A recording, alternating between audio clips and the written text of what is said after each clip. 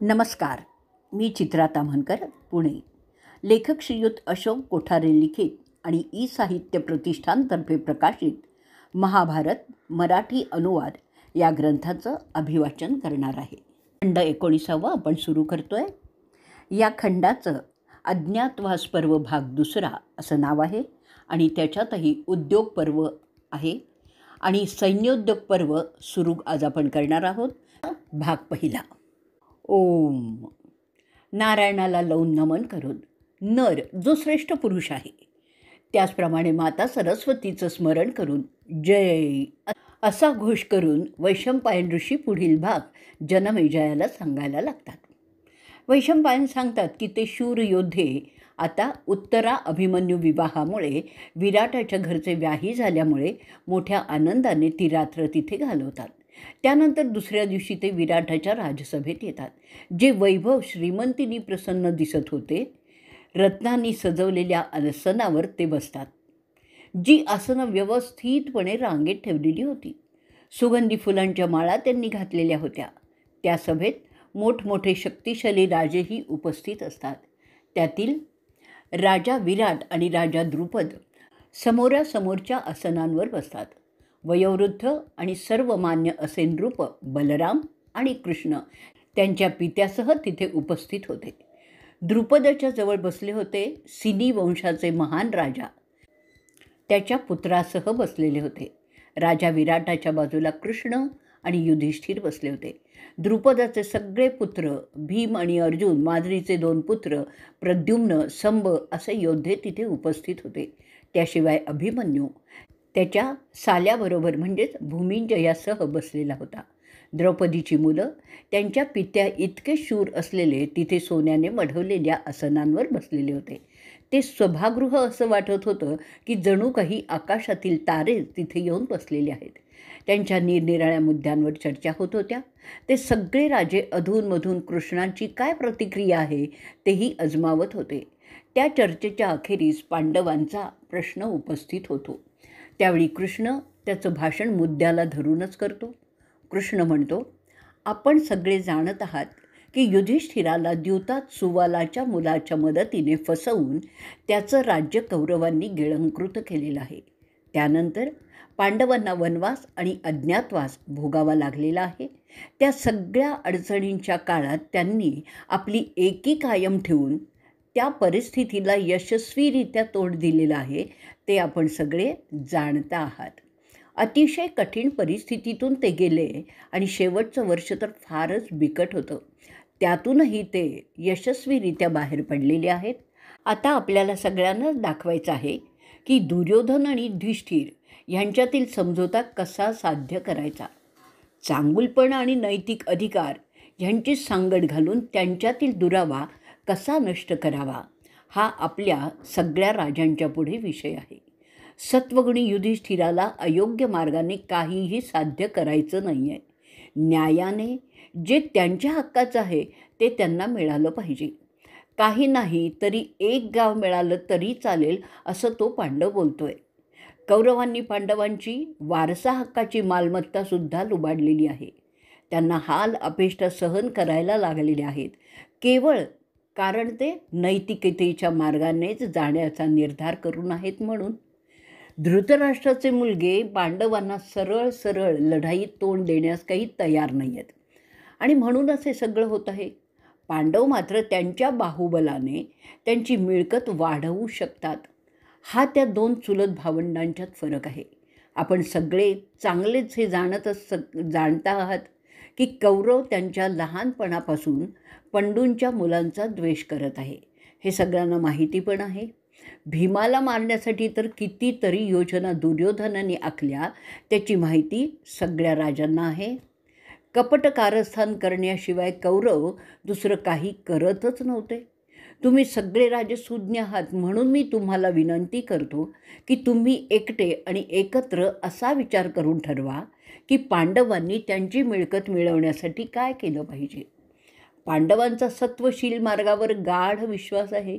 जे त्यांनी द्यूतात हरल्यावर कबूल केलेलं आहे त्याप्रमाणे त्यांनी सगळं काही केलेलं आहे. तेव्हा आता आली आहे कौरवांची पाळी. त्यांनी त्यांची सत्वशीलता दाखवावी.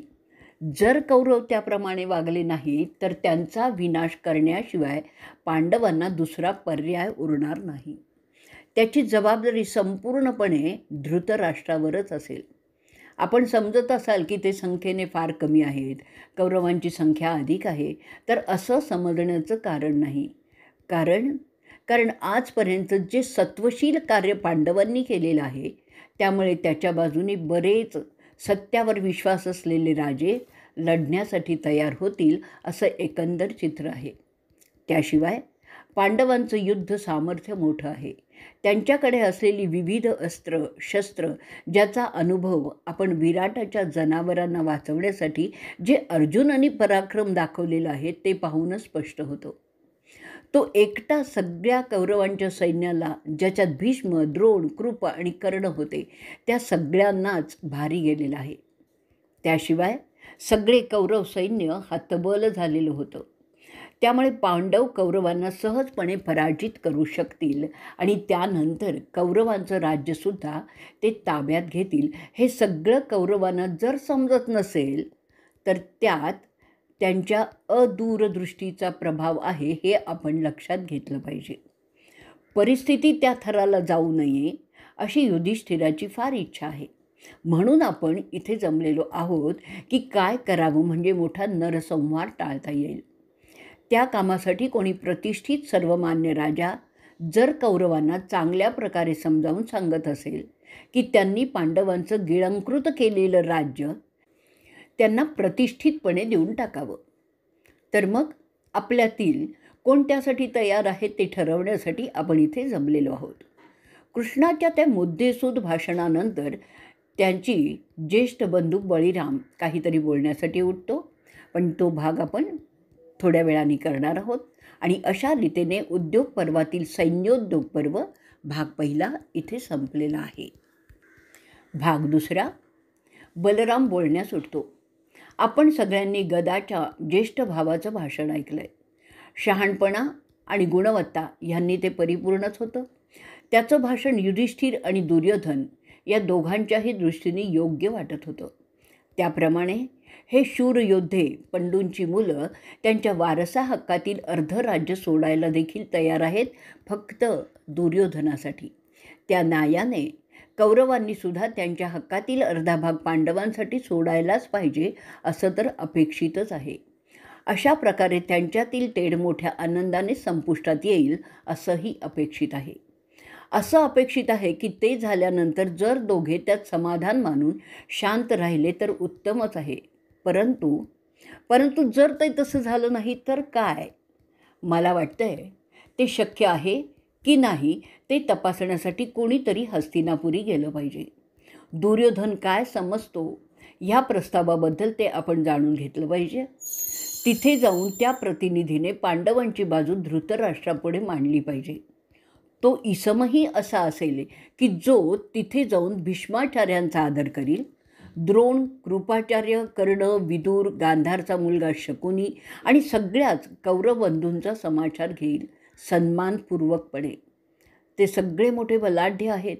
ते त्यांचं हित पाहून जो निर्णय घेतील तो आपल्याला समजला पाहिजे. तिथे सगळं सभेत जमल्यावर आपला प्रतिनिधी त्या सगळ्यांना युधिष्ठिराची बाजू स्पष्टपणे समजून देईल. आपल्याला माहीत आहे की जेव्हा युधिष्ठिर द्यूत खेळायला बसलेला होता तो त्याची राजा म्हणून जी नैतिक जबाबदारी असते ती विसरून वाटेल तसे डाव मांडत होता, जे एका चांगल्या राजाला न शोभणारे होते. त्याची त्याच्यावर विसंबून असणाऱ्या कोणाचीही पर्वा न करता कोणालाही पणाला लावत होता ते आपण सगळ्यांनी पाहिलेलंच आहे. त्यावेळी त्याची एक राजा म्हणून जी जबाबदारी असते ती पूर्णपणे विसरून एखाद्या मतलबी इसमासारखा त्याच्या राज्यातील गोष्टी पणाला लावत होता. आणि असं करूनही आमचे बंधू त्याला मोठा नैतिक तत्त्व पाळणारा असं कौतुक करत आहे याचं मला मोठं आश्चर्य वाटतंय. स्वतःला मोठा नीतितत्वनिष्ठ समजणारा, ब्राह्मणांच्या बरोबर सतत बसण्याचा शौक असलेला हा सगळं घालवून बसला, त्याचं का समर्थन होत आहे? प्रथम आपल्याला माहिती पाहिजे किंवा आपल्याला पाहिलं पाहिजे की हा पांडव खरोखरच तत्वनिष्ठ आहे की फक्त त्याचं सोंग करत आहे. आणि अंतर्यामी तो कोणी वेगळाच इसम आहे. आपल्याला दूध खेळता येत नाही असं असताना तो त्या खेळाचं आव्हान का घेतो? कोणत्या अहंकारापायी तो तसा वागला ते पाहिलं पाहिजे. त्याचे बंधू त्याला धरून आहेत, त्याचा हा माणसाने कुठल्या थरापर्यंत गैरफायदा उठवला तेही आपण सगळ्यांनी पाहिलेलं आहे. तसं पाहिलं तर आपण पाहतो की त्याने जे घालवलेले आहे ते त्यांनी मिळवलेलंच नव्हतं. त्याच्यासाठी ते सगळं फुकटच आलेलं होतं.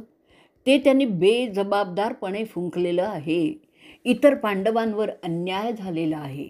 तो कौरवांनी केला की त्यांच्याच बेजबाबदार भावानी केला ते प्रथम आपल्याला स्पष्ट झालं पाहिजे. असं म्हणण्याचं कारण त्या सभेत आपला प्रतिनिधी युधिष्ठिराच्या वतीने बोलणार आहे. जर युधिष्ठिराचा हा बेजबाबदारपणा असाच राहणार असेल तर तो पुन्हा कशावरून द्यूताला बसणार नाही आणि पुन्हा सगळं कशावरून घालवणार नाही हे आपल्याला समजलं पाहिजे. अन्याय जो झाला तो कौरवांनी इतर पांडवांवर केला आहे का त्यांच्याच मोठ्या भावांनी केलेला आहे? त्याबद्दल पांडव काय समजतात ते सुद्धा आपल्याला पाहिलंच पाहिजे. कौरवांनी काहीही डाव मांडला तो त्यांच्या दृष्टीने रास्त होता, परंतु युधिष्ठिराने त्यात अडकणं किती योग्य होतं तेही स्पष्ट झालंच पाहिजे ना.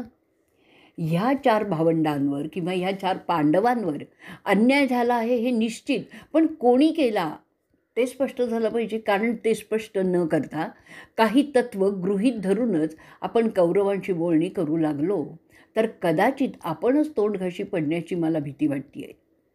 मला असंही वाटतंय की द्यूत खेळून तो युधिष्ठिर त्यात जिंकून आपल्या भावांना अप्रत्यक्षपणे शह देण्याचा प्रयत्न करत होता, परंतु तो त्यात सपशेलपणे पडलेला आहे. जर आपल्याला द्यूत खेळता येत नाही तर न खेळण्याने असा कोणता कमीपणा त्याला येणार होता ते ह्या सभेला समजलं पाहिजे. त्यांनी त्याचे बंधू, दास, सैनिक, धनदौलत एवढंच नाही तर त्याची पत्नी जी त्याने आणलेली नव्हती ती पण पणाला लावली. ती कशी, कोणत्या नैतिक तत्वात ते सगळं बसत होतं ते युधिष्ठिराने सगळ्यांना प्रथम सांगितलं पाहिजे. राजा त्याच्या अख्खत्याऱ्यात असलेले त्याची स्वतःची मिळकत कसा समजू शकत होता जेव्हा ते त्याच्याकडे एक विश्वस्त म्हणून सोपवलेलं होतं? मग ते करताना युधिष्ठिराने कोणतं नैतिक मूल्य आजमावलेली होती ते सगळ्यांना समजलं पाहिजे. कोणाच्या परवानगीने पणाला लावलं तेही स्पष्ट झालं पाहिजे. युधिष्ठिराने खरं तर नैतिकतेच्या सगळ्या मर्यादा ओलांडल्या होत्या ते करताना, आणि त्याची कबुली त्यांनी भर सभेत दिलीच पाहिजे. चूक ती चूकच असते, त्याचं भलावण करण्यात कोणालाही फायदा नसतो. हे इथेच सगळं स्पष्ट होणं अगत्याचं आहे, कारण हे सगळे मुद्दे कौरव मांडणार आहेत तेव्हा आपल्या प्रतिनिधीला त्यांची पटतील तशी उत्तरं देता आलीच पाहिजेत. माझ्या मते पूर्वतयारीच्या दृष्टीने इथेच हे सगळे मुद्दे स्पष्ट झाले पाहिजेत. माझ्या मते जे घडलं त्या अन्यायाला सर्वस्वी युधिष्ठिर आणि त्याचा मिथ्या अहंकार कारणीभूत आहे. शकुनीला किंवा दुर्योधनाला आपण दोष देऊच शकणार नाही. प्राप्त परिस्थितीचा फायदा जर ते घेतात तर त्यात त्यांना आपण कसा दोष देऊ शकतो? जेव्हा आपलंच नाणं इथे खोटं आहे तिथे इतरांना तुम्ही कसे अपराधी ठरवणार? उलट कौरवांच्या चातुर्याचं आपण कौतुक केलं पाहिजे आणि पांडवांच्या मूर्खपणाची निंदा झाली पाहिजे. पांडवांचा नेता जर युधिष्ठिर असेल तर आपण म्हणू शकतो की त्यांचा नेता कुचकामी आहे. नेता नेहमीच वडील भाऊ असला पाहिजे असं समजण्याचं कारणच नाही आहे. नेता हा लायकच असला पाहिजे. इथे आपण पाहतो की पांडवांचा नेता नालायक आहे, म्हणून त्यांना ह्या हाल अपेष्ट सहन कराव्या लागत आहेत. तरीसुद्धा जर पांडव त्यालाच ह्यापुढे सुद्धा नेता जर मानत असतील तर आणखीन किती संकट त्यांना युधिष्ठिराच्या मूर्खपणामुळे सहन करावी लागणार आहेत ते एक ईश्वरच जाणे. जर तसं झालं तर मी म्हणेन की कुंतीची मुलं मूर्ख आहेत. त्यांना जे भोगावं लागत आहे त्याबद्दल इतरांना खंत करण्याचं काहीही कारण नाही. मला वाईट वाटतं की ते त्या माद्रीच्या मुलांचं आणि द्रौपदीचं, कारण ते या 3ही कुंतीपुत्रांच्या मूर्खपणात अडकलेले आहेत. पण जर असो, ते काहीही असलं तरी जो समझोता झालेला आहे त्याप्रमाणे पांडव यशस्वीरित्या वनवास आणि अज्ञातवासातून आलेले असल्यामुळे ठरल्याप्रमाणे त्यांचं राज्य त्यांना मिळालंच पाहिजे हे मात्र निश्चित. त्याकरता मोठ्या खुबीने आपला प्रतिनिधी त्याचे मुद्दे मांडेल आणि जे झालं त्यावर दोषारोप करण्यात समय फुकट न घालवता सरळपणे त्यांचं राज्य त्यांना देऊन टाकावं, नाहीतर युद्धाला सज्ज व्हावं असा रोख ठेवावा असं मला वाटतं. पांडव युद्ध करू इच्छित नाही, पण वेळ आली तर ते त्याला तयार आहेत आणि त्यामुळे जो नरसंहार आणि कुळनाश होणार आहे त्याची जबाबदारी सर्वस्वी धृतराष्ट्राची असेल असंच सांगावं. जमेल तेवढं सामोपचारांनी करावं, त्यासाठी मीही आलेलो आहे असं तो त्या सभेत सांगेल असं मला सुचवायचं आहे.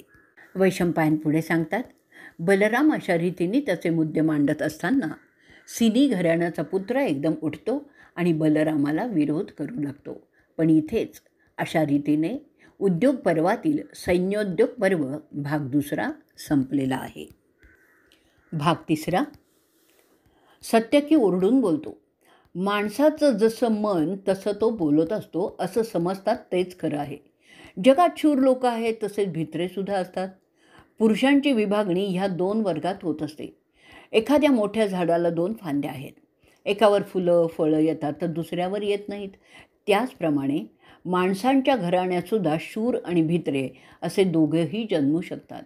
मी बलरामाने जे विवेचन केलं त्याचा धिक्कार करत नाही, कारण त्याचने मांडलेले मुद्दे चुकीचे नाहीत. परंतु जेव्हा आपण एकत्र राहण्याचं ठरवलेलं आहे तेव्हा त्यात भेद करणारी कोणतीही गोष्ट मला मंजूर नाही.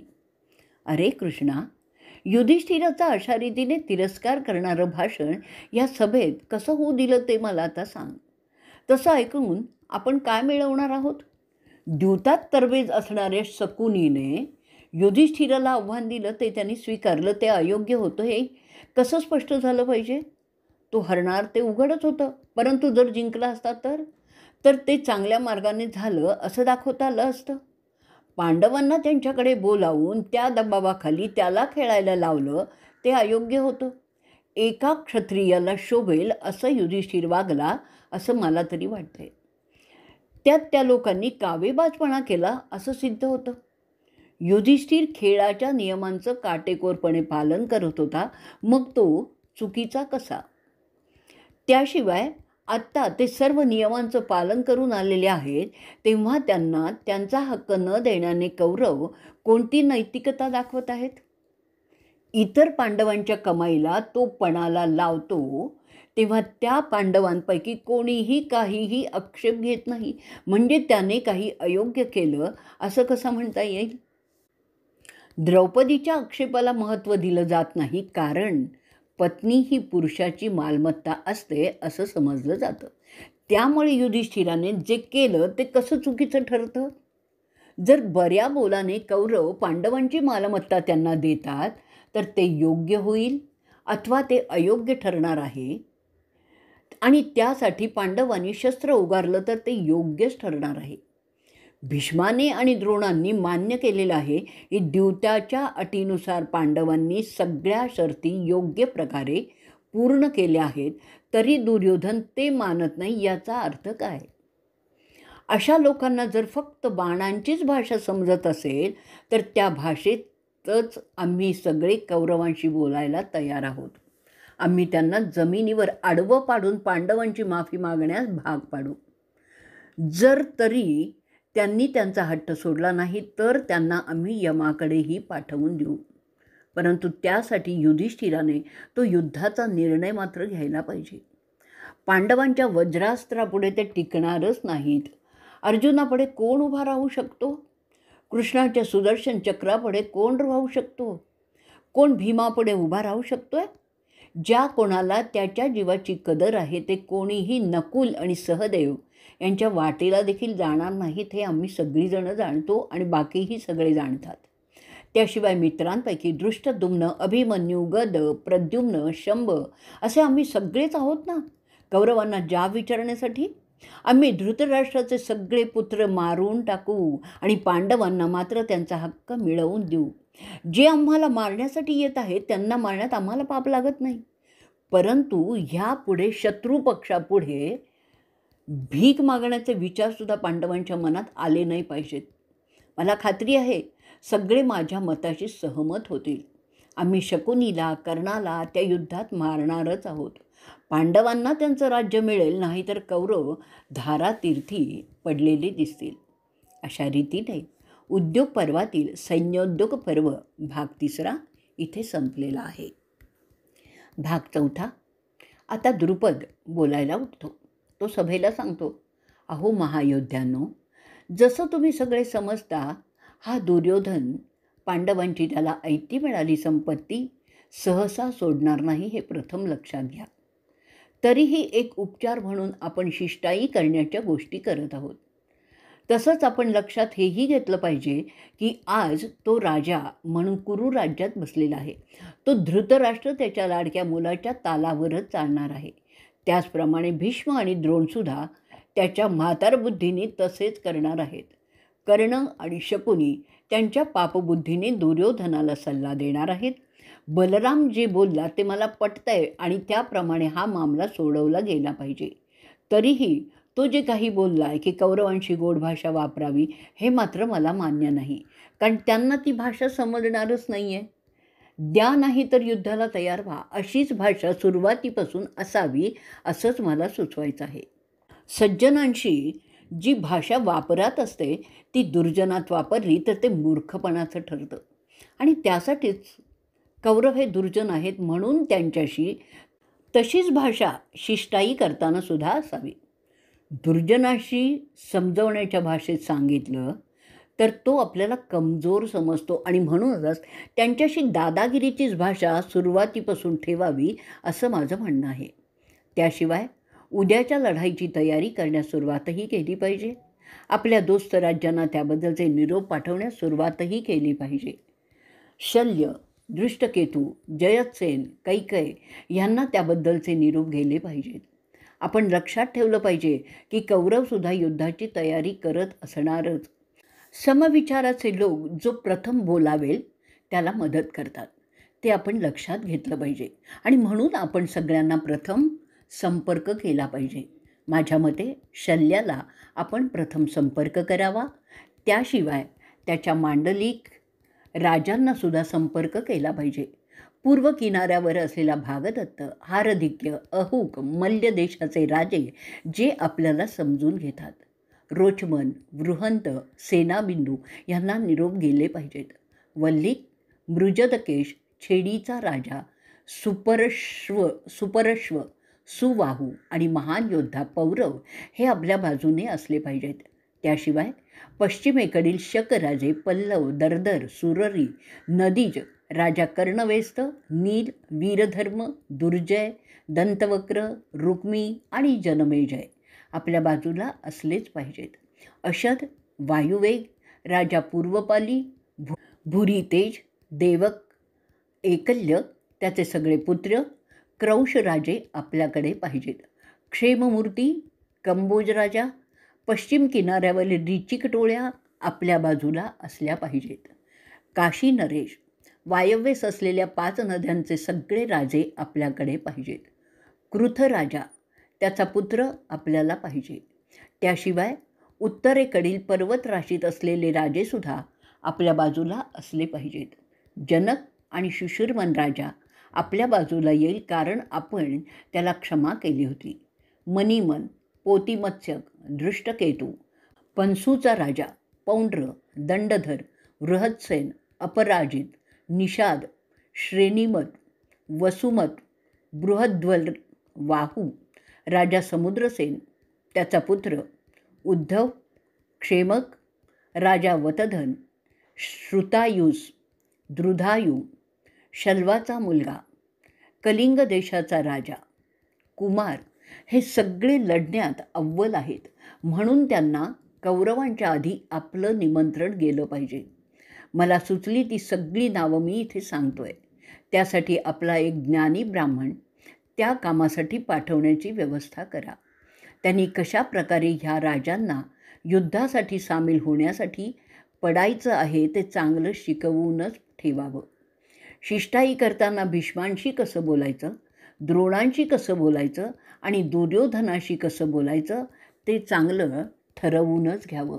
आणि अशा रीतीने सैन्योद्योग पर्वाचा 4था भाग आपण इथे संपवणार आहोत. भाग 5. त्यानंतर कृष्ण बोलायला उठतो. सोमक टोळीच्या या विचारांशी मी सहमत आहे. पंडूच्या मुलांचं हित त्यातच आहे. ज्या अर्थी आपण मुत्सद्देगिरीने पहिलं पाऊल टाकण्याचं ठरवलं असल्यामुळे त्याशिवाय केवळ बोलणी करण्यात जाणं केवळ मूर्खपणाचं होईल. कारण आपले हितसंबंध पांडवांशी आणि कौरवांशी समसमान आहेत. जो प्रथम बोलावेल त्याच्याकडे आपल्याला जावं लागणार आहे. ही आजची युद्धनीती आहे. आपण म्हणजे द्रुपद एक अग्रेसर राजे आहात आणि धृतराष्ट्र आपला नेहमी सन्मान करत असतो. तसंच आपण सगळ्यात ज्येष्ठ आहात. मला वाटतं आपण पांडवांच्या वतीने भीष्म, द्रोण आणि कृप यांना सामील होण्यासाठी बोलावं. तुम्ही त्यांना विनंती करावी. ते ज्या अर्थी दोघंही सारखेच आहेत म्हणून जर युद्ध झालं तर कोणाचीही बाजू न घेता तटस्थ राहतील अशीही आपण विनंती त्यांना करावी. शक्यतर सामोपचाराने हा मालमत्तेचा प्रश्न सुटावा ह्यासाठी प्रयत्न चालू असतील तरी जर तसं झालं नाही तर ते कोणाचीही बाजू घेणार नाहीत असं त्यांना आपण सांगावं. जर सामोपचाराने सगळं झालं तर कौरव आणि पांडव यांचे बंधुभाव कायम राहणार आहेत, जे कुरुवंशासाठी चांगलं असेल. परंतु दुर्योधन त्याच्या अट्टाहासास चिकटून जर राहिला आणि युद्ध झालं तर अर्जुनाचं गांडीव कौरवांचा नाश करण्यास तयारच आहे. त्याची जबाबदारी सर्वस्वी कौरवांची आणि त्यांची बाजू घेणाऱ्यांचीच असेल. वैशंपायन पुढे सांगतायत, राजा विराट कृष्णाचं आदरातिथ्य करतो आणि त्याला द्वारकेला पाठवतो. इतर राजे आपापल्या ठिकाणी जातात आणि राजा विराट आणि पांडव उद्याच्या युद्धासाठी तयारी करण्यास सुरुवात करतात. त्यामध्ये ते ठरलेल्या सगळ्या राजांना युद्धात सामील होण्यासाठी बोलवण्याचं निमंत्रणही पाठवतात, निरोपही धाडतात. त्यामुळे पांचाल, नरेश, मत्स्य देशांचे राजे आणि इतर मित्रराजे ते निमंत्रण मोठ्या आनंदाने स्वीकारतात. त्याची वार्ता कौरवांनाही कळते. त्यांना समजतं की फार मोठा फौजफाटा पांडवांनी एकत्र करण्यास सुरुवात केलेली आहे. कौरवसुद्धा त्यांच्या दोस्त राज्यांना आमंत्रणं पाठवण्यास प्रारंभ करतात. त्यामुळे पृथ्वीवरील राज्यात कोणी कोणाकडे जायचं त्याबद्दल चर्चा व्हायला लागते. सगळंच वातावरण आधीच युद्धमय होऊन जातं. सैन्यांची जमवाजमव सुरू होते. त्यांच्या हालचालीमुळे पृथ्वी तर हादरूनच जाते. वैशंपायन पुढे सांगतात की अशा रीतीने युद्धाची तयारी होत असताना पांचाल नरेश, राजा द्रुपद, त्याचा एक ज्येष्ठ आणि अशा कामाचा अनुभव असलेला दर्जाचा ब्राह्मण युधिष्ठिराच्या परवानगीने कौरवांच्याकडे बोलणी करण्यासाठी पाठवतो. पण इथेच सैन्योद्योग पर्व भाग 5 संपलेला आहे. भाग 6. द्रुपद त्यांच्याकडे असलेल्या एका अनुभवी ज्येष्ठ ब्राह्मणाला बोलतो की वस्तूंमध्ये सचेतन वस्तू श्रेष्ठ असतात. सचेतनात बुद्धिमान श्रेष्ठ असतात. बुद्धिमंतात मनुष्य श्रेष्ठ असतो. माणसात द्विज श्रेष्ठ असतो. द्विजात वेदांचा अभ्यास करणारा श्रेष्ठ असतो. त्यातही जो सुसंस्कारित आहे तो श्रेष्ठ असतो. त्यांच्यात जो व्यवहार जाणणारा असतो तो श्रेष्ठ असतो. त्यांच्यात जो परमेश्वराला जाणतो तो श्रेष्ठ समजला जातो. आपण माझ्या माहितीनुसार त्या श्रेष्ठतम श्रेणीचे आहात. आपलं वय आणि अनुभव सर्वांनाच ज्ञात आहे. ज्ञानात आपण शक्र किंवा बृहस्पती किंवा अंगिरसासारखेच आहात. आपण जाणता युधिष्ठिर कसा आहे, कौरव कसे आहेत. आपण हेही जाणता की धृतराष्ट्राच्या संमतीने पांडवांची कशी फसवणूक झालेली आहे. असं सांगण्याचं कारण विदुराने सावध केलेलं होतं, तरीही त्याने युधिष्ठिराला द्यूत खेळण्यास भाग पाडलेलं होतं. काकांची आज्ञा म्हणून तो तिथे खेळला आणि कसा फसवला गेला ते आपण जाणत आहात. जो खेळ त्याला चांगला माहिती नव्हता त्या खेळात तो एक तरबेज माणसाबरोबर खेळायला बसला होता. त्याचा जो परिणाम व्हायचा तो झाला ते सुद्धा आपण सगळ्यांनी पाहिलेलं आहे. चांगल्या प्रकारे धृतराष्ट्राला सांगितलं तर तो त्याची चूक सुधारण्यासाठी शांततामय तोडगा मान्य करण्यास तयार होईल असं तुला करायचं आहे. त्यात विदुर त्याच्या परीने भीष्म, द्रोण आणि कृपांना पटवण्याचा प्रयत्न करणार आहेच आहे. जर ते जमलं तर शांततामय समझोता शक्य होईल. त्याचवेळी पांडव युद्धाची तयारी करतच राहणार आहेत. तिथे तू समझोत्याच्या गोष्टी करत असशील तर त्यामुळे ते कौरव त्यांच्याकडून युद्धासाठीच्या पुरेशा तयाऱ्या करू शकणार नाहीत. तेवढा वेळ पांडवांना त्यांची तयारी करण्यासाठी मिळणार आहे. समझोत्याची आपल्याला गरज नाही आहे. आपल्याला कौरवांना युद्धाच्या तयारीत वेळ न मिळावा असं पाहायचं आहे. आणि तू धृतराष्ट्राला भेटत गेल्यास तो तुझ्याशी सामोपचाराच्या गोष्टी करत राहील. त्यामुळे आपल्याला आपली तयारी करण्यात जास्त वेळ मिळेल. हा डाव आहे. आपण सज्जन आहात तेव्हा आपण त्यांच्याशी तशाच गोष्टी करणार आहात. पांडवांना ह्या सगळ्यांमुळे किती त्रास झालेला आहे ते त्याला खुलवून सांगावं लागेल, असं की त्याच्या मनात पांडवांच्याबद्दल सहानुभूती उत्पन्न होईल. मला खात्री आहे की तू हे काम उत्तम प्रकारे करशील. तसं करत असताना तुला त्यांच्याकडून काहीही धोका होण्याची शक्यता नाही. फक्त ते सगळं करताना दुर्योधन मात्र तिथे असता कामा नये आहे, कारण तो तुला हे काम करण्यापासून परावृत्त करण्याचा जरूर प्रयत्न करेल. आपण ब्राह्मण आहात, वेदांचे जाणकार आहात, आपण पांडवांचे वकील म्हणून तिथे जात आहात. आपल्या वयाचा मान ते नक्कीच ठेवतील.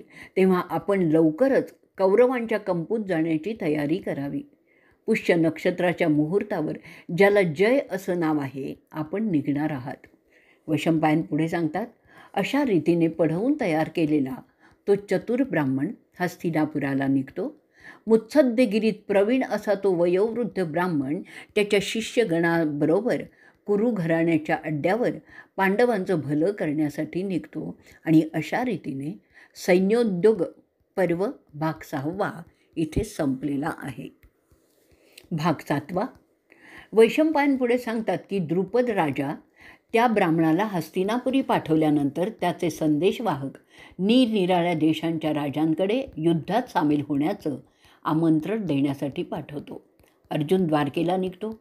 त्याबरोबर कृष्ण, बलराम, इतर वृष्णी योद्धे, अंधक, भोज असे बरेच क्षत्रिय जे पांडवांशी युती करून असतात ते सुद्धा जातात. कौरवांचे गुप्तहेर त्या सगळ्या गोष्टींची इत्थंभूत माहिती दुर्योधनाला देत असतात. कृष्ण द्वारकेला गेला आहे हे समजल्यावर दुर्योधन उत्तम घोडे आणि बरोबर मोजकं सैन्य घेऊन स्वतः द्वारकेला निघतो. अर्जुन आणि दुर्योधन दोघेही साधारणपणे एकाच वेळी तिथे पोचतात. जेव्हा ते दोघेही कृष्णाच्या घरी पोचतात तेव्हा ते पाहतात की कृष्ण निजलेला आहे. ते दोघेही त्याच्या शय्येजवळच बसतात. दुर्योधन तिथे असलेल्या उच्च दर्जाच्या आसनावर बसतो. ते कृष्णाच्या डोक्याच्या बाजूला असतं. त्यानंतर थोड्या वेळाने धनंजय त्या खोलीत येतो आणि कृष्णाच्या पायाजवळ असलेल्या बिछाण्याच्या कोपऱ्यावर बसतो. ते तसे बसलेले असताना कृष्णाला त्यांची चाहूल लागते आणि तो जागा होतो. जसा जागा होतो तो प्रथम त्याच्या पायाकडे बसलेल्या अर्जुनाला पाहतो. तो अर्जुनाला त्याचा प्रवास कसा झाला ते विचारतो. हे होत असताना दुर्योधन जो डोक्याकडे आणि कृष्णाच्या मागे बसलेला होता तो पुढे होऊन त्याची चौकशी करतो. त्यांच्या एकत्रपणे येण्यामुळे कारण तो त्या दोघांनाही विचारतो. त्याबरोबर दुर्योधन मोठ्या आनंदाने आपल्या येण्याचं कारण सांगतो. लवकरच एक युद्ध होण्याची मोठी शक्यता आहे. त्यासाठी मला तुझी मदत पाहिजे. अर्जुन आणि मी तुझे सारखेच मित्र आहोत आणि तू सुद्धा आम्हाला सारखाच मित्र समजतो. आणि मी तुझ्याकडे अर्जुनाच्या आधी आलेलो आहे. त्याप्रमाणे चांगली माणसं नेहमी पहिला येणाऱ्याला पहिली संधी देतात. त्या न्यायाने, कारण तू त्या उत्तम चांगल्या माणसांपैकी एक आहेस. मला तुझ्याकडे मागण्याची पहिली संधी दिली पाहिजेच. ते ऐकल्यावर कृष्ण बोलतो, अरे मित्रा, तू माझ्या खोलीत प्रथम आला असशील रे, त्याबद्दल मला शंका नाही आहे. परंतु माझी नजर प्रथम धनंजयावर पडलेली असल्यामुळे तो माझ्यासाठी पहिला ठरतो. तरी जर तू बोललास की तुला मी पाहिला ऐकलं पाहिजे तर बोल मित्रा, तुला काय पाहिजे. तरीसुद्धा वयाने कनिष्ठांना नेहमी प्रथम संधी देतात. त्या नियमांचं काय रे. त्या दुसऱ्या नियमाप्रमाणे कुंतीच्या मुलाला मी पहिला विचारणार आहे की तो का आलेला आहे. माझ्याकडे 10 कोटी गुराखी आहेत. ते सगळे युद्धकलेत प्रवीण आहेत. ज्याला ते पाहिजे त्याला ते मी देणार आहे. मी लढणार नाही. मी शस्त्रही उचलणार नाही. ज्याला मी पाहिजे असेल त्याला मी मिळेन. तुमच्यापैकी कोणाला ते सैन्य पाहिजे आणि कोणाला मी निशस्त्र असा पाहिजे ते तुम्ही ठरवा. जो प्रथम बोलेल त्याची मागणी स्वीकारली जाईल. ते बोलल्यानंतर कृष्णा अर्जुनाला विचारतो, बोल पार्था, तुला कोण पाहिजे, मी की ते सैन्य? तू लहान आहेस म्हणून माझ्या नियमानुसार तुला मागण्याचा हक्क मी प्रथम देतो. वैशंपायन पुढे म्हणतात की ते ऐकल्यानंतर धनंजय त्याला म्हणतो की त्याला केशव पाहिजे, जो त्या युद्धात लढणारच नाही आहे. त्यानंतर दुर्योधन ते गुराख्यांचं सैन्य मागतो. कृष्ण त्यांची मागणीही मान्य करतो. दुर्योधनाला ते अफाट सैन्य मिळाल्यामुळे तो फार खुश होतो. ते मिळवल्यानंतर तो धृतराष्ट्राचा मुलगा रोहिणीच्या मुलाला म्हणजे बलरामाला जाऊन भेटतो. त्याला त्याच्या येण्याचा उद्देश सांगतो. ते ऐकल्यानंतर बलराम त्याला सांगतो की विराटाच्या मुलीच्या लग्नाच्या समयी मी जे कृष्णाच्या मताविरुद्ध बोललो ते तू मनावर घेऊ नकोस, कारण मी कृष्णाच्या बरोबर नेहमीच राहणार आहे. म्हणून जर कृष्ण पांडवांच्या बरोबर राहणार असेल तर मी कोणाच्याही बरोबर जाणार नाही. मी त्या समरात तटस्थ राहणार आहे. त्यासाठी तू माझ्याकडे कोणतीही अपेक्षा ठेवून राहू नकोस. ते युद्ध योग्य नियमानुसार तुम्ही करावं अशी मी तुला विनंती करत आहे. वैशंपायन पुढे सांगतात की त्या बलरामाच्या बोलण्यामुळे दुर्योधन जास्तच खुश होतो आणि बलरामाला कडकडून मिठी मारतो. त्याला वाटत असतं की अर्जुनाचा पराभव झाल्यातच जमा आहे. त्यानंतर तो गांधारीचा मुलगा कृतवर्मनकडे जातो. तो राजा देखील त्याला त्याचं सैन्य देतो, ज्याची संख्या अक्षोहिणी असते. ते झाल्यामुळे कौरवांचा मुख्य आणखीनच आनंदात जातो. दुर्योधन गेल्यानंतर पितांबर नेसलेला कृष्ण कीर्तीला बोलवतो, मित्रा, मला सांग, तू मला का पसंत केलंयस रे? मी तर लढणार पण नाही आहे. तुझा हेतू मला समजलाच नाही. मग अर्जुन त्याला सांगतो, मला माहीत आहे की तू त्या सगळ्यांना एका झटक्यात मारू शकतोस. मी सुद्धा त्यांना तसंच मारू शकतो, परंतु तू एक ख्यातनाम व्यक्ती आहेस आणि तू आमच्याबरोबर आहेस हे माझ्यासाठी पुरेसं आहे. मला तुझी साथ आवडते. लढण्यासाठी मला तुझी गरजच नाही आहे. मला तू माझा सारथी व्हावा असं वाटतं आहे आणि ती माझी फार दिवसांची मनोकामना आहे. वसुदेवाचा मुलगा त्यावर म्हणतो, मला तुझी मनोकामना आवडली आहे रे, मी तुझा सारथीच होईन. वैशंपायन नंतर सांगतात, कुंतीचा पुत्र मोठ्या आनंदाने कृष्ण आणि त्याच्या इतर दशरथ सोबत्यांबरोबर युधिष्ठिराला भेटण्यासाठी निघतात आणि अशा रीतीने सैन्योद्योग पर्व भाग 7 इथे संपलेला आहे.